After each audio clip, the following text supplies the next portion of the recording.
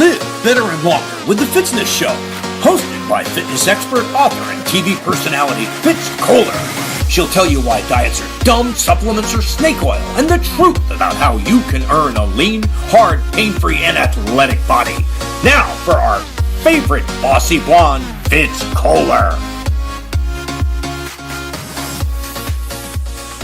Hi team, I'm Fitz Koehler, your fitness expert from Fitzness.com, and welcome to the Fitzness Show. Today I have a great guest who I'm really excited to talk to. I met this man at the M.S.E.S. half marathon. He was just a runner in the race, but he was impossible to ignore because he was running as a rainbow-colored unicorn, and I fell in love very quickly at the start, and I couldn't wait for him to come through the finish, and he did not disappoint.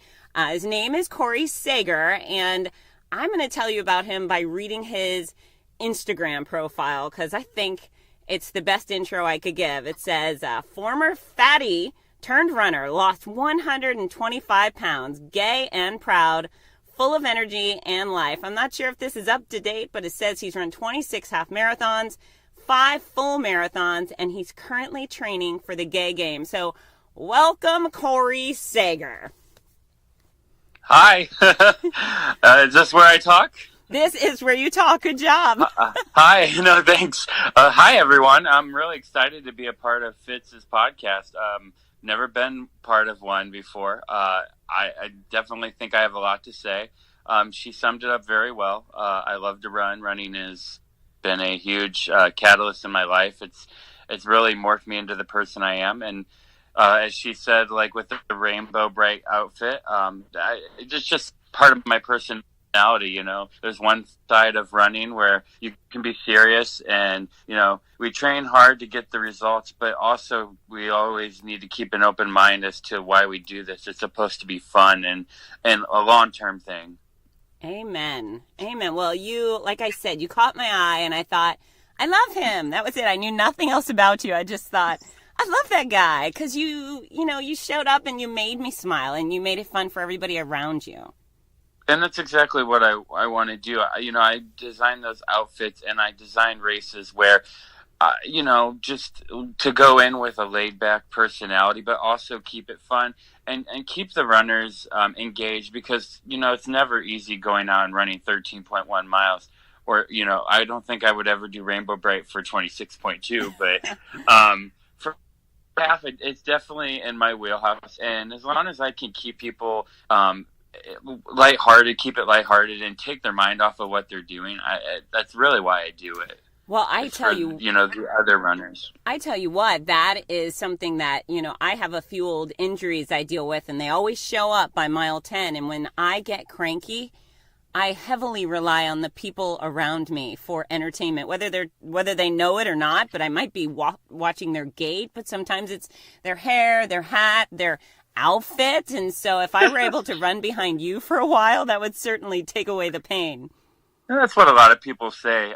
And when you get to that point in the race where everything sucks and you want to give up, I turn to doing what I'm doing to help others. I had a lot of people come up to me at the end of M.S.E.S. in 2017 was the first time I did it. And then, of course, I had to return and do 2018. And I made it even more fun in 2018. I had a few more flares, a few more, like, little added accessories and stuff like that. And before M.S.E.S., I don't know if you were part of the Mermaid 9 that they did the Mermaid Half Marathon at Mission Bay in February. Actually, yes, I did. I was in that too, and I paced the 2-hour group. And, my outfit wasn't anything crazy, but I had mermaid tights and a neon singlet. And I had the best time. It was predominantly women, and they're all just I love your tights. And when I finished, I had a lot of people just come up and say, you were smiling the entire time. I don't know how you did it, but it's just because it's so fun and it brings so much joy to me. Wow, we appreciate it. On behalf of everybody running races with you or standing and waiting for you to finish, you are a highlight. But I was dumbfounded when I actually read your profile because you've lost 125 pounds and you're that guy. So I'm down 45 pounds from where I used to be. And people always look at me and say, what? you don't have 45 pounds to lose. And I think, Dodo, I lost it. But to know you were 125 pounds heavier, shocking. So tell me all about who you were before you lost this weight. What did you feel like? What did you eat? What did you do for fun? How long were you overweight? Go. Let's see. So, first 22 years of my life, I was overweight. In high school, there was one point, like maybe as a freshman, where I kind of got a little bit of a hold on my weight, and I would say I was about 20 pounds overweight, which isn't obese. Sure. Then you go to college. High school was stressful enough. Going to college, being away from your family, I definitely stress ate. That freshman 15 was more like freshman 50, to be completely honest. Yeah.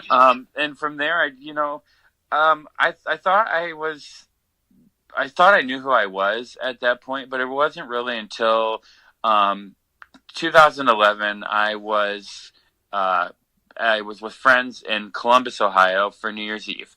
And we were getting ready to go out for dinner and then out for drinks and then, the rest of the night out at the bars. And I was in my hotel room and I had my outfit all picked out and I had it on. I was looking in this mirror and all I could see was all of my flaws. At that point I was over 300 pounds.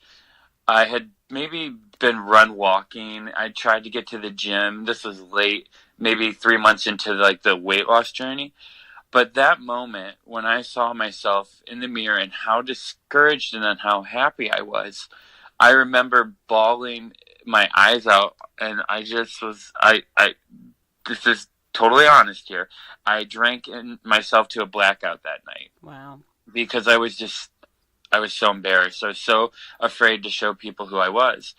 And I woke up that next morning with a massive hangover, like the worst one of my life. And I said, this is it. This is 2012.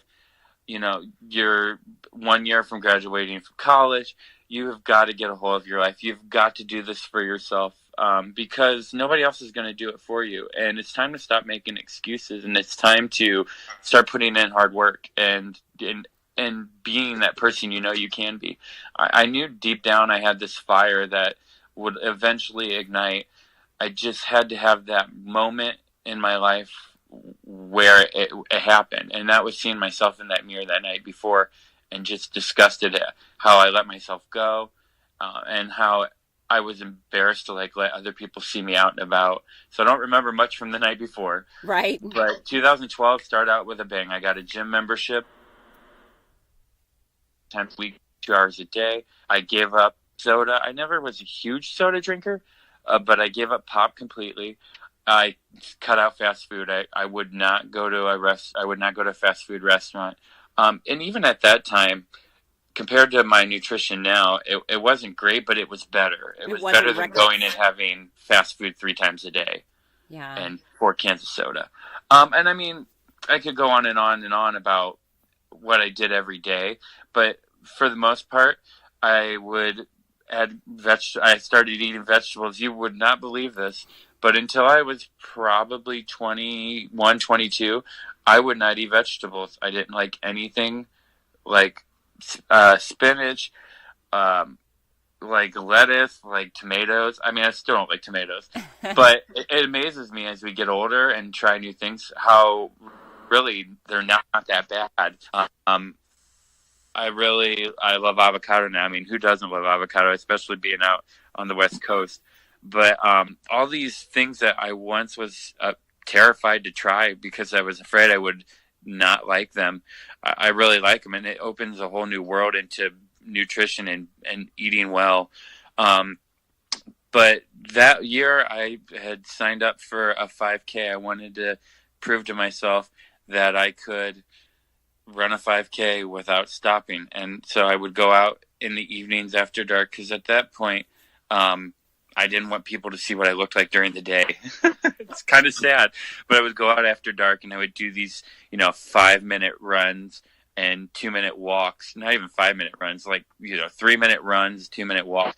And, you just build yourself up. And then one day I ran a mile nonstop and it was like a 12-minute mile. And even though it was slow by most people's standards, it was a huge it basically showed me I could do this. It might take a while. I might be slower than everybody else on the couch. That's, or not everybody else on the couch, but slower than everybody else out there that's been running. But as long as I'm getting the results and it makes me feel good. I mean, you know how running makes you feel. It just, the endorphins you get from it. And I think that's really what kept me going. So, now, fast forward. Let me ask you, when you first did that first 5K, were you still close to 300 pounds? No. And I was just going to say that was, in the span of just over 3.5 months, I was down about 50 pounds. Wow. So, I mean, it was discipline, hard work. That first 21 days, they say it takes to make a habit. It's true. I mean, after that 1 month mark, I knew I got this. I said it might take time, but I got this. And I just kept running, and I kept on seeing the results and the energy. It was coming. And I was able to do things. I could go and work my full day at work, go to school, go home and mow the yard, and then go for a 3-mile, 4-mile run. And I was able to do it all. Wow. Now, of course, by the end of the day, I was wiped, but I couldn't imagine doing that 4 months prior. But that brings me to the 5K. My first 5K was this little bunny dash. It wasn't even like an organized 5K. It was like a fun run. Sure. But of course, it was my first one. I wanted to see what I could do. And my first 5K, I ran 33 minutes. And I was absolutely thrilled with it because I'd never run the full distance of a 5K before. That's actually fantastic. Yeah, and then you just keep doing it. I started to get a structured plan where I would run 3 or 4 times a week. The weight just kept coming off. I'd go to the gym. I didn't do much strength training, which I definitely incorporate now. But by the end of that summer, I was down 65 pounds, and I took my 5K down to like 25 minutes. I just broke 25 minutes. And that just showed me there. I was like, I went from 11-minute miles to 8-minute miles. And of course I knew I wasn't going to be able to go to 5-minute miles, but I was like, I really think I'm a runner. I really think I was built to be a runner. So I just kept doing it. I ran my first half marathon in October of 2012.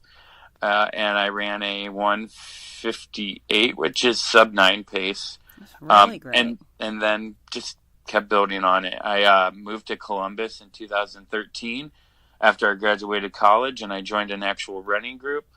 And they're called MIT, or Marathoners in Training. I don't know if any of them will be listening to this, but if so, shout out to them, because they really gave me that first that first feeling of running with a group, and how much easier it is. So, I could go run on my own. But when you have a group, it's so much easier. Yeah, tell me a little bit about that. Tell my audience, because so many of them are out just, gritting it out in their own neighborhood. What's the benefit of joining the running club? Give me, 3-4 bullet points on that.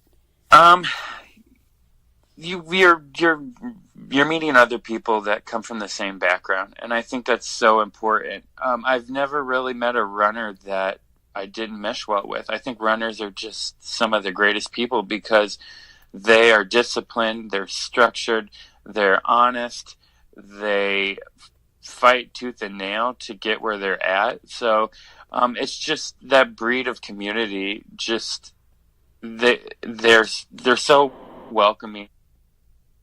And as a person that used to be heavier, sometimes all I really wanted was that support to help me get through, because they say it takes a village, especially when you're doing things that are way out of your comfort zone. And I wholehearthoutly agree with that. My support system is absolutely incredible. I couldn't ask for a better group of people throughout the years of my journey. And what about, say someone shows up, a woman today, she shows up to a running group and she's 320 pounds and hasn't run a step. How does her experience go?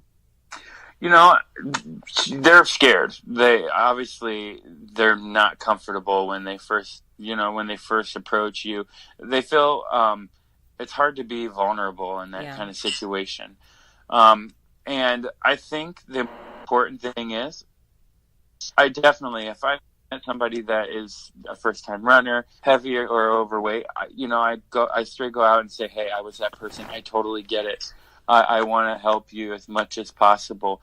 The important thing is to remember to always have fun. Always never look at it as a chore, but look at it as almost something that will better your life. Yeah. Because running changed my life completely. It certainly has. And so when did you run your first marathon? It was October of 2014. It was the Columbus Marathon. I made this wacky decision after my third half marathon to do it. I guess when you're training with a group and they're crazy runners. I think I'm a runner, and these people will go out and do 18 milers every weekend. Wow. And at that point I had only run 14, and that was because my first marathon I actually got lost on the course. Oh, you mean your first half marathon? Yeah. Oh yeah, my first half marathon.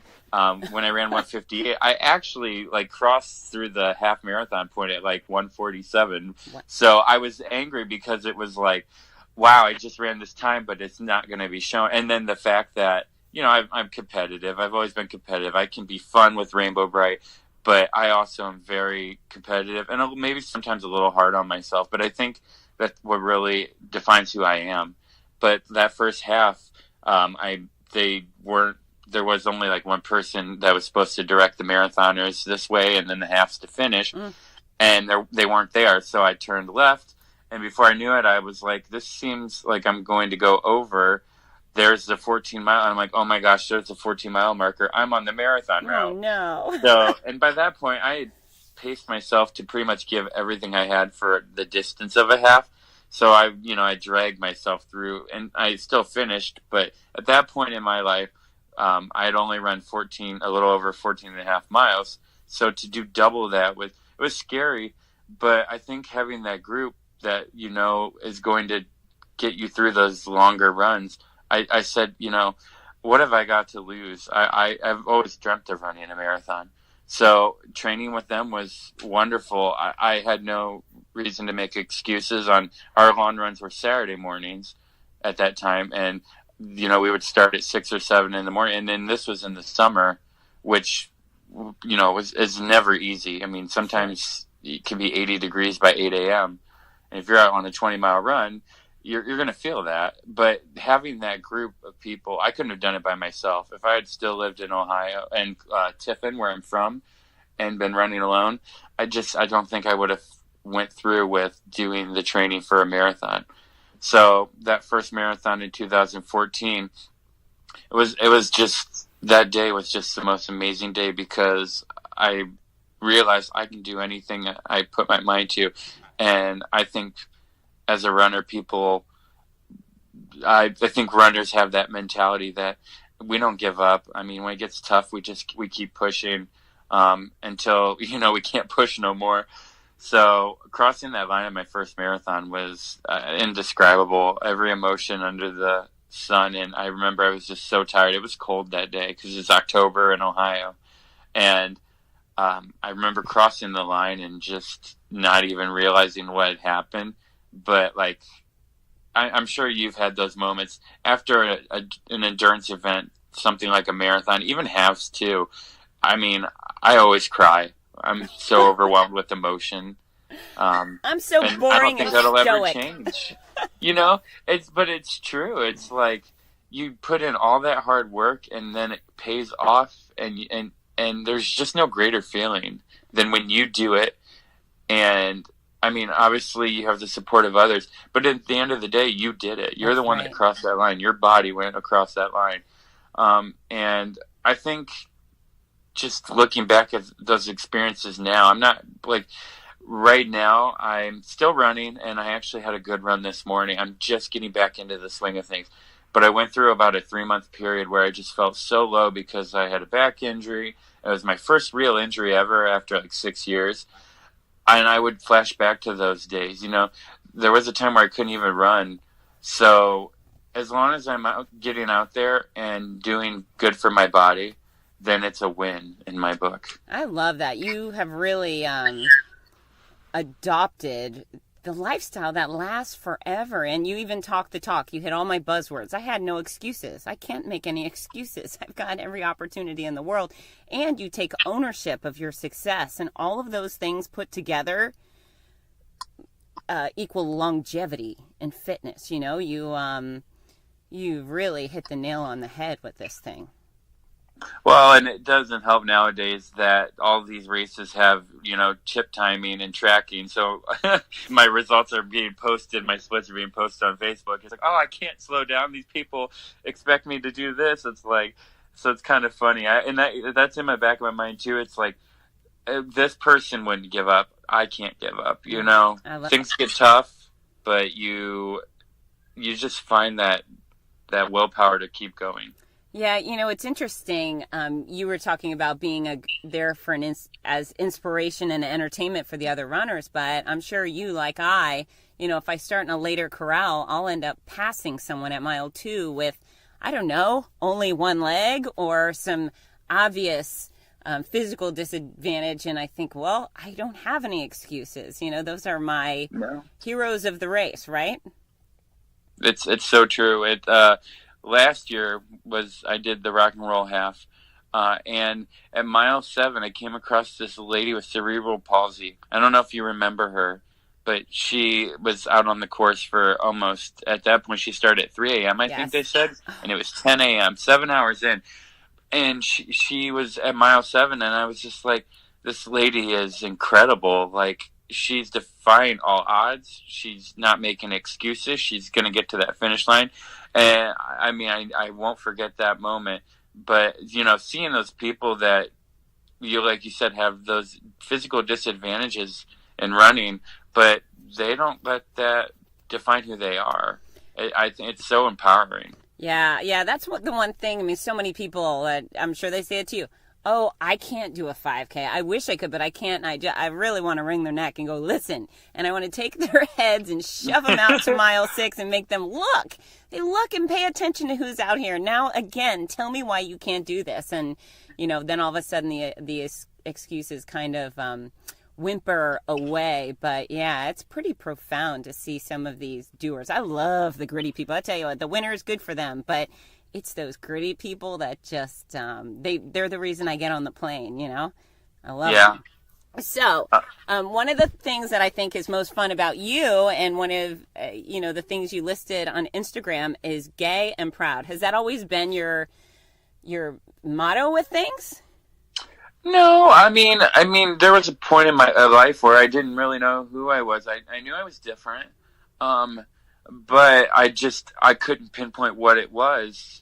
And, as I started to find my authentic self through running and losing weight and building confidence and becoming more social, like you said, doing these races and meeting all these people. I mean, everybody's so kind, but part of this whole experience has been, I used to be a very introverted person who really didn't show a lot of who I was to the world. And at one point, I just said, this isn't fair to myself. I'm denying this beautiful world the opportunity to see who I am, and it's not to toot my own horn, but I really feel like I'm such a genuine and honest person. And I think a lot of people love that about me. Maybe sometimes I wear my heart on my sleeve. I've always done that. And I'm just now learning at, the ripe old age of 29, that it's okay to be vulnerable and it's okay to show your feelings. Like, the worst case scenario is somebody, doesn't agree with it, and, that's on them, not you. So how much gay pride goes into your outfit designs? So I have to give credit to my friend Anne. One time I saw her do something pretty similar. She loves to go and spectate Ironman races, and she would go and do she would do her outfit similar to Rainbow Bright, but she has female anatomy, so she would wear a sports bra or something like that. Something I couldn't really pull off. But I've always admired Anne. Every time I go back to Ohio and see her, we always have to meet up for brunch.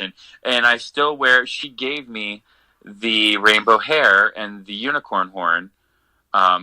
And even though it's been through a lot, it's still in my closet. I'm actually looking at the bag right now that it sits in. But I think she gave me the confidence to go and do this, because at one point I was almost afraid to do it because I was afraid what people would think. But it's been overwhelmingly positive. There might be one person that's like, oh, your outfit's a little out there. But 99% of the people are just like, I love your outfit. I love your energy. Thank you. Like, I'll get people that message me on Instagram and they're like, I would love to follow you because I saw you at this race and you really helped me when I was struggling. And I couldn't ask for more than that. Those words of endearment are so powerful to me. Yeah, you radiate joy. Well, my aunt's middle name is Joy, and it's kind of funny because at one point, I thought we were so different, but she was the one that raised me, and she really has become a huge part of the person I am today. I wish she could listen to this because I think she'd be crying right now, but I won't go into too much detail, but I didn't have a very normal childhood, which could be part of the reason I was obese, is because I ate for stress. My biological parents weren't really in the picture. And growing up, I had an aunt and an uncle who were my foster parents / guardians. Sure.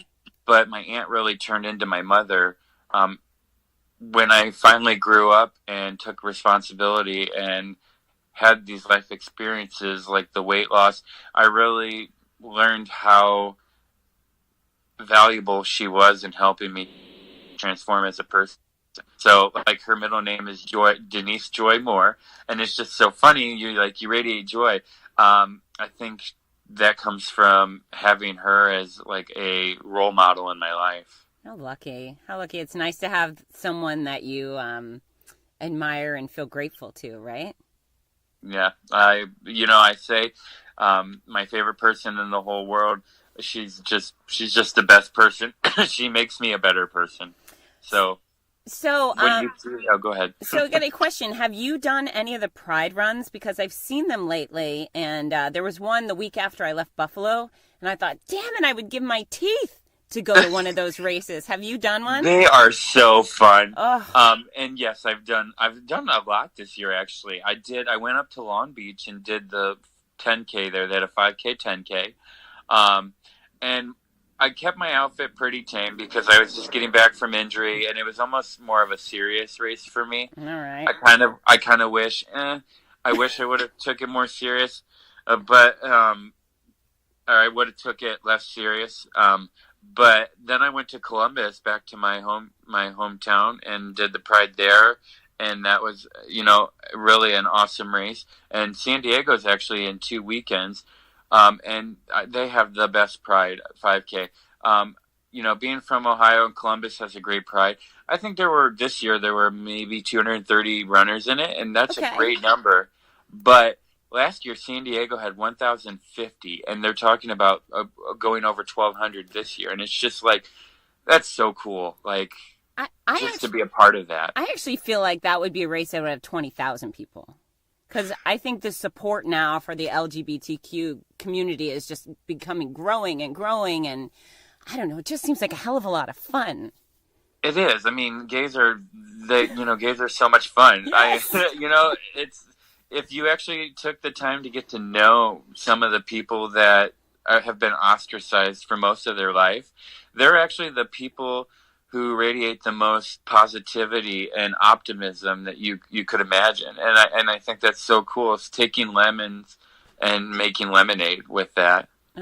Well, I would adore not only to take part as a runner, but I'd love to announce the race. All I can imagine is the thing that would work against me is they probably have some like amazing drag queen hosting the race, and I would never like they would never choose me because I'd be too boring comparatively. But I would kill to host a gay pride run. You are not boring. I've been to several of the races that you and Rudy announced, and there's a reason why you guys are like the dynamic duo. You guys are so much fun. I know every time that I get ready to do a race, I always look and see, is Fitz announcing? I must know, because that just makes that morning experience so much better. But no, you're right. Drag queens are fun, and I don't know if they have a drag queen that announces this one. I'm sure there are drag queens that walk around and hand out things, and I mean they're going to be at Pride regardless. But no, I think one of the greatest things about being gay and running is being able to do both. Like, there's gays that do all these different activities. You know, I'm a part of a CrossFit group now, and I've really grown to love doing that in that community. But the gay running group that I run with front runners, I mean, it's like a family. It was so cool moving out here, knowing that there was an LGBT running group. It was the most exciting thing about moving out here, because I always loved running. But when I was in Columbus, it was with predominantly straight people. I'm sure there were gay people that ran, but there wasn't a dedicated group. And hetero running groups are far more boring, I'm guessing. I wouldn't say they're far more boring, but I can't be myself as much as I am with this group. And that means so much to me. Like, if you looked at the Instagram photo I posted about, I don't know, an hour ago, there's a photo of me and my friend David Silva, and we're probably like 3 miles into this long run this morning, and we're like, all right, let's take a candid, goofy photo. And the photo is just an accurate representation of what I want when I go run. To be fun and lighthearted. Yeah, absurd. Good job. So it's out there, but it's who I am. It's my authentic self, and that's one thing I loved about moving to San Diego and finding this gay running group, is that now I can go and do those runs and know that I've got all these supportive people behind me. If I'm having a bad day, the one thing I want to do is go run with these people, because being gay and running are two of the biggest things that I am. So you found your people, your posse. So my tribe. So yes. I got a few questions for you, a bunch of questions, in fact. Yeah, you're training for the Gay Games. What is that? The Gay Games is, and I'm probably still not the most educated on it, but it is like the Olympics in terms of the LGBT community, LGBTQ community. So this, every 4 years in the summer, somewhere in the world hosts the Gay Games, and this year is in Paris, France, and I am so excited. Just a little over a month until I go to Paris. Wow!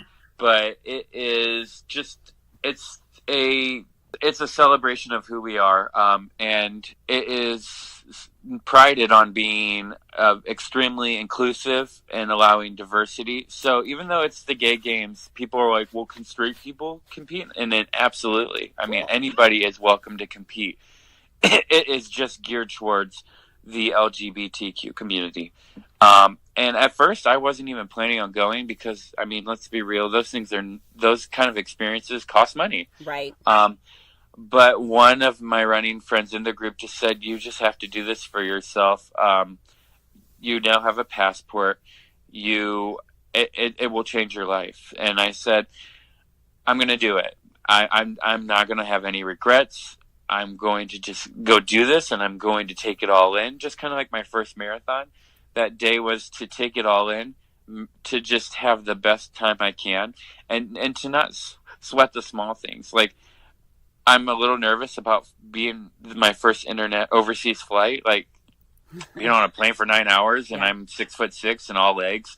But I'm just gonna go with it. I'm gonna go with the flow, and I promised myself that if I do this, that I have to go in with the mindset that it's gonna be fun. Sure, I want to be competitive. I would love to get a medal and stand on the podium. I'd love nothing more, and I'm training to be in shape to do that. But at the end of the day, I just want to have this experience be added to my life. So what games are you going to compete in? Or what so events? I've signed up to do my focus is the 1500. I think it's kind of my sweet spot. I think I'm better geared towards the shorter distances, but if all goes well, I'd like to do the 800, the 1500, the 5,000, and the 10,000. And I signed up for the 400 as well, but that's one lap around the track, and I have no expectations but to just complete it and just have another race under my belt. Oh, yeah. You know, if you're paying for it, the way that these work is you pay a lump sum to do as many events as you want on the track. And then there's also the road races, the 5K, the 10K, the half marathon, and the marathon. And then there's like archery. I mean, it really, they have so many different events, which is what I'm excited about. Is like there's swimmers, there's cyclists, there's skeet shooting, you know, all those events that you don't normally get to see. Like I love watching the Summer Olympics, and to actually be a part of that atmosphere where it's not just the running gays that I'm going to be around. It's going to be all the fitness, health oriented gay community or gay members of the world. So it's my first real taste of what's out there for being a gay man. That's really exciting. Will there be opening ceremonies and things like that? There will. There will be opening and closing ceremonies. They have a post ceremony party. It's cool too because as a member of Front Runners, we've designed shirts and we have ball caps and matching shorts. So we're going to be in red, white, and blue, and we actually will be marching like they do in the Olympic opening ceremonies with our group. I love that. Hey, just so you know, I don't recall seeing any Front Runner shirts when I'm out there announcing. So if you guys come to my races, I need to see those shirts. So if you didn't do, I don't believe you announced the San Diego half this year, did you? No. We actually put together these awesome purple shirts that say Front Runner and Walker San Diego, and we had like 28 of the group members wearing these uniform shirts, and it was so cool. I felt so empowered to be a part of that group that morning because, number one, they do teams, like team results, and of course the San Diego Track Club swept the first three. Yeah. But we were fifth as a team. Nice. In a race like that, and I was just so proud to be a part of that, and to have those shirts too. I mean, when we finished the race, we could spot each other super easily, and I think it just made our bond as a group of gay runners so much stronger, having those shirts and that experience of like meeting up for group photos afterwards and going out wearing those shirts proudly with our medals. I think it adds another layer to who we are as a running group. So let your team know that Rudy and I will be looking for the shirts, and I will tell Rudy because he's A, he's amazing, and B, he does what I tell him to do. So he'll look for I would love to, you know, I've seen Rudy. I don't believe I follow him on Instagram. I do follow him on Facebook. Because he's not on Instagram. Okay, gotcha. Well, that'd be why. But no, I'd love to get to know Rudy more. Like, I feel like just the connection that we've had it's been really well, and I just feel like Rudy would be the same way because you guys obviously worked well together. So if Rudy ever wants to, you know, like reach out to me, and, you know, I don't know if he does podcasts, but I've heard such great things about him. So it'd be cool to actually get to know that guy more as well. Are you announcing AFC this year? No. And you know what? I do host for them, and I would have, but they didn't realize I was going to be in town on that day. So Rudy's announcing it with someone else. So they didn't know I was available. Okay. But that should be a good race. I might actually come run the 5K. Do it. Yeah. I have vowed to never do that race again because last year I hit mile 11 going up 6th Avenue, and I was like, I just don't want to do this again. I had to walk up the hill, and I've never had to walk up in a half marathon. I've never had to walk at like the last 2 miles. So it was a little bit of an ego breaker, but at the same time, you know, I still think I PR'd by like 7 seconds. I don't know how. Are you going to do the 5K? Maybe. We'll see. Like, because I actually will start training for California International, where I'm going to give a serious attempt at a BQ. Okay. And that's in December. So my training will be based off of that. So, I mean, jumping into 5K sounds fun because, number one, they're over in, less than 25 minutes. Well, no. So this is where I was going to go. And I was going to say, if you run hella slow, like half the, or twice the speed, I don't know how much slower I am than you, but way slower than you, I would dress up absurdly and do it with you. Oh, that sounds fun. I'm in. Okay, so you won me over when you said dress up. Yes, we could be like matching unicorns. I would need help with the costume because I'm no good with that. But well, I'll wave my gay wand and we'll make it happen. Wave that gay wand on me. So here, other questions. I see you proudly running shirtless. What is that like since you used to be in a body you hated? It's a good question, and a lot of people ask me. At some point in my life, I stopped giving a damn. So I don't have the perfect body. And will I ever? No, I'll keep striving to make it better. I mean, this is part of who I am. But I want to be comfortable when I run. And not to say wearing a shirt isn't comfortable, but there's something about just having nothing holding or nothing covering you, especially if it's hot. But even when it's breezy, I mean, I love the inclement weather, which sadly I don't get here very often. I actually love running in the 40-degree weather. Would I do it shirtless? It depends. Normally after that first mile, you're pretty much set in whatever you're in. So if it's cold and you're running shirtless, I've run Speedo dashes where it's less than 20 degrees and just a little pink Speedo. So, you kind of take your mind off of how cold you are. So, but a lot of people here are surprised that I run shirtless when it's, 55, 60 degrees. Today, I took my shirt off, as you saw in the photo, and it was probably less than 65 degrees when we started and maybe got up into the mid 70s when we finished. But I guess it's just my body type. Being a bigger guy, maybe I'm just used to being overwhelmingly hot. But in the aspect of being shirtless, it's what I'm comfortable with. That's amazing. There are times that I will wear a shirt, like maybe in a race environment, and it just depends. Like if I've ate too many donuts the night before, or like a lot of pasta, it just depends on pasta baby. Yeah, if I have that food baby, I might hide it a little bit. But for the most part, I don't know. It's a celebration of what I've done with my life too.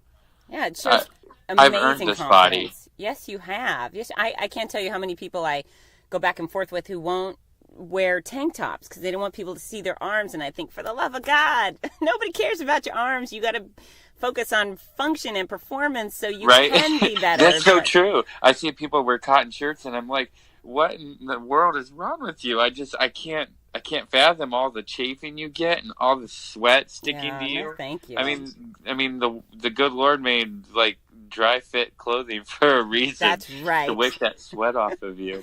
But also, I didn't mean to interject, but I think I also I'm hoping that I'm running fast enough that people don't really even see my body. Okay. So, just a blur going by. Yeah, exactly. No, that's another way to look at it. No one will ever blur me. I'm a much slower runner and proud. So what's your favorite running song you have on your playlist? Get this. I haven't really listened to music running in probably 3-4 years. I've been hit by a car twice. I don't believe either time was while listening to music, but still, just those experiences have made me want to be more alert as a runner. But also, a part of me just loves seeing nature and just, I don't know, I feel like I would get too into my head with music and the beat of the song and stuff like that. And I want it to be, when I go out, I want it to be like a spiritual, almost like cleansing. Like every time I go out, I want to go out basically to detoxify my body of everything that may be happening around me, whether it's work, or just my living situation, or whatever it may be. Running is kind of my outlet to the world, and I feel like music hampers that experience a little bit. Fair enough. I should have asked this from the beginning. What do you do for work? I work as in IT at Scripps Health. I support their Epic program. So if you know Epic, it's a medical administration program that they use to, basically it's their do-all for their company, whether it be to do their billing, like to charge patients for their medical procedures. But basically I'm like their guru that speaks with doctors and helps them with any questions they may have. And to be completely honest, it's not what I want to do any longer. I don't know if you remember, I applied to be a flight attendant with Southwest, which I thought, oh my gosh, this is my calling. This is what I want to do. And unfortunately, I didn't get it. I got to the headquarters and I interviewed at the very last step. So it shook me a little bit. But you can't dwell on things like that. The past is the past. You got to move forward. But I'm actually just exploring other outlets, and one of them is to maybe go to school and become a physical therapist. And a lot of people have been like, "That's great. I think you'd be awesome at that." I really care about my body and what I'm doing for it, and I know it well. And I feel like just having that 360-degree transformation. Well, not 360 because it'd be back to the beginning. Right. That 180 though, I just feel like I'm a different person than I was 5 years ago, and my career needs to reflect that. You're supposed to be excited and challenged and immersed in what you do every day for a living.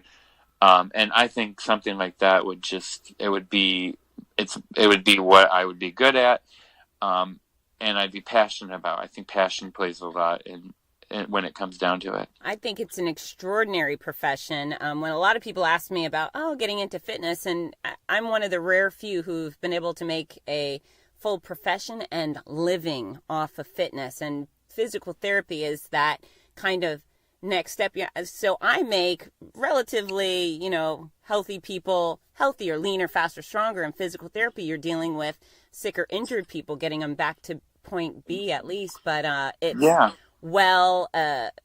you'll have a full-time job with full-time benefits, great salary, sick days, health insurance, all those things. I think it's such a valuable profession. And people that hear me, I'm always referring them to PT. So you would be a huge role model and a great gift to that profession. I really appreciate that. I have my rainbow bright and I keep things fun in that sense. It'd be cool to take that knowledge and that professionalism side but still have fun with it. Absolutely. So you've got all these people you're helping mentally when you're out there on the roads wearing fun outfits and being yourself. I would love to be able to help them physically as well, and maybe even spiritually. When you do something like that, you're making them to be able to get back out there and do what they love. So if they're getting to do what they love, then I'm happy. Absolutely. You'd be a great gift to that profession. I would love it. This is me. I'm excited about you being a PT, so I hope that works out for you, Cory. Well, we'll see what happens. One thing's for sure, I got to take that step. And right now I'm kind of I'm getting there. And when the time is right, the time is right. But I'm just glad that I've actually sat down and had this talk with myself, because I'm just not happy with where I'm at now in my career. And, I'm, like I said, I'm at the ripe old age of 29. That's right. But I'm old fashioned at heart. And I think it's important to know, I want to know by 30 where I'm going with my life. I've had a lot of soul searching these last 2 weeks coming back from Columbus. Is this where I want to be? You got, at the end of the day, you got to do what makes you happy, and that's why I moved out here in the first place, was to find my happy. So I'm still searching, but just knowing that I have blossomed so much since I've come out here to know that things aren't perfect. That's right. But that's okay. Yep. Like, can't be that person radiate positivity all the time. I mean, at the core, I'm a positive, happy person. But I think these like struggles are just going to make me stronger when it comes down to it. Well, I got to tell you, and just for the record, folks, Cory and I have never spoken before, other than meeting each other at the race from the mic stand. We've never, I didn't hear his voice until he answered for this podcast. But is this true? I knew you would be the perfect example of following you. I just, I tell people, they'll say, "Oh, I want to lose weight," or so and so, and I say, "Listen, no one ever changes course and drops the weight until they get to that point where they are absolutely sick of where they are right now, disgusted of where they've been, and they've put their foot down." And that's when change happens, So people ask, hoping their spouses will change, and I say, "Listen, you can't do that for them. Nope. They have to get to Thank that you. point." And you told You're preaching to the choir, honey. Yeah, you told the tale. You said, "I looked at myself and I couldn't be that guy anymore, and then I changed the behavior, and you did it the right way. No pills, no powders, no diets. Nope. You did it the right way, and that's why it's going to stick with you forever." And I like the way you say, life's not perfect, and just because you or I don't complain outwardly, we're not standing on Facebook sharing every bump and bruise or gripe, doesn't mean we don't have, miserable things happen. We're just not broadcasting that as who we are. And so you're the Exhibit A poster boy for true long-term weight loss and healthy living, because you've been through it, and I love it. I love it. You've been the perfect guest, Cory. Thank you, Fitz. I really appreciate that. If there's anything I can say, it is that in order to make a change, you've got to find it within yourself. I mean, you can ask all these other people, "Well, what are you doing? Can you help me?" But at the end of the day, if you don't want to change, you're not going to. And that was where I finally said, time to stop blaming other people for my flaw, my insecurities, and my reasoning why I can't do this. I can do this. And after doing this, I can safely say to anybody out there who is listening, you can do this. It hurts. It sucks at times, but if I can do it, anybody can. And it sucks way less than being the guy who's still over 300 pounds and miserable. Absolutely. Absolutely. All right, Cory. Well, I adore you. Can you tell everybody where they can follow you on Instagram?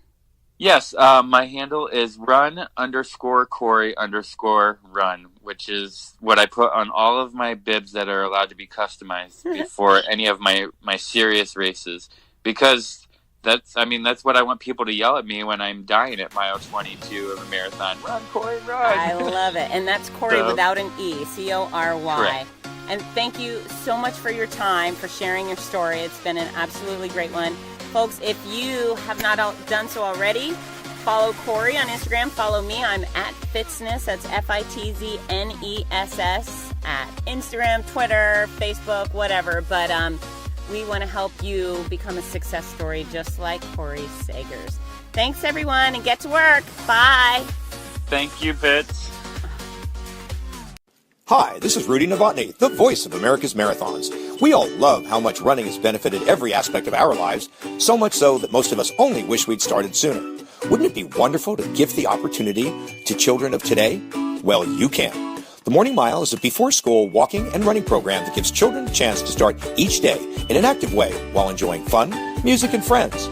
That's every child, every day.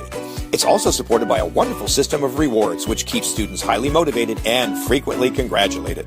Created by our favorite fitness expert, Fitz Koehler, Morning Milers across the country have run over 2 million miles and are having greater success with academics, behavior, and sports because of it. The Morning Mile is free to the child, free to the school, and is inexpensively funded by businesses or generous individuals. Help more kids get moving in the morning by visiting morningmile.com. Champion the program at your favorite school or find out more about sponsorship opportunities. That's morningmile.com. Long may you run.